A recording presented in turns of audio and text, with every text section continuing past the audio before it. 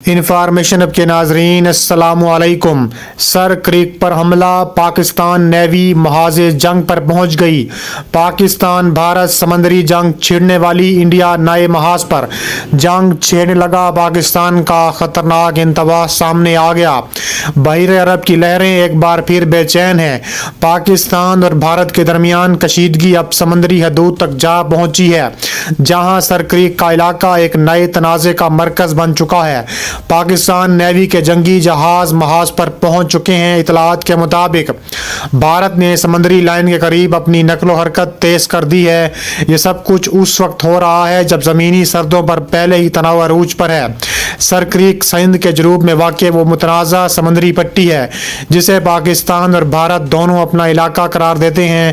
یہ وہی جگہ ہے جہاں سے بین الاقوامی سمندری حدود میری ٹائم باؤنڈری کی لکیر شروع ہوتی ہے۔ اس کا مطلب یہ ہے کہ اگر کسی ملک کو سر کریک پر کنٹرول مل جائے تو سمندر میں موجود تیل، گیس اور مچھلیوں کے بڑے ذخائر پر وہی حق جتائے گا۔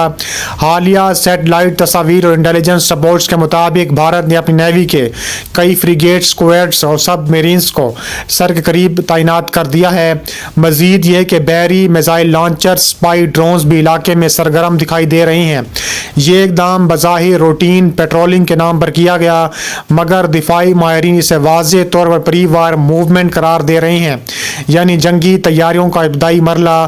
ذرائع کے مطابق بھارتی نیوی نے ویسٹرن کمانڈ کو ہائی الرٹ پر رکھ دیا ہے، جبکہ پاکستان کی سمندری حدود میں داخل ہونے کی چند دراندازیوں بھی اطلاعات بھی ہیں۔ پاکستان نیوی نے فوری طور پر ہائی الرٹ جاری کر دیا ہے۔ جنگی جہازوں، پری-3 اور اورین طیاروں اور آبدوزوں کی تعیناتی بڑھ گئی ہے۔ ذرائع کے مطابق کمانڈ پاکستان فلیٹ کمپیگ نے تمام یونٹس کو ڈیفنس ریڈینس پر منتقل کر دیا ہے۔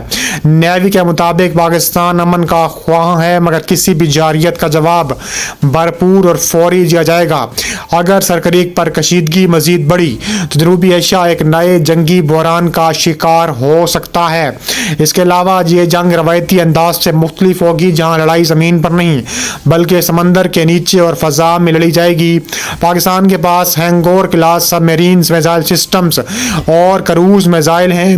بھارت کے پاس INS وکرم آدتیہ جیسا ایئر کرافٹ کیریئر اور برہموس میزائل سسٹم ہے، یعنی دونوں جانب ہتھیار ایسے ہیں جو لمحوں میں سینکڑوں کلومیٹر تک ہدف کو نشانہ بنا سکتے ہیں۔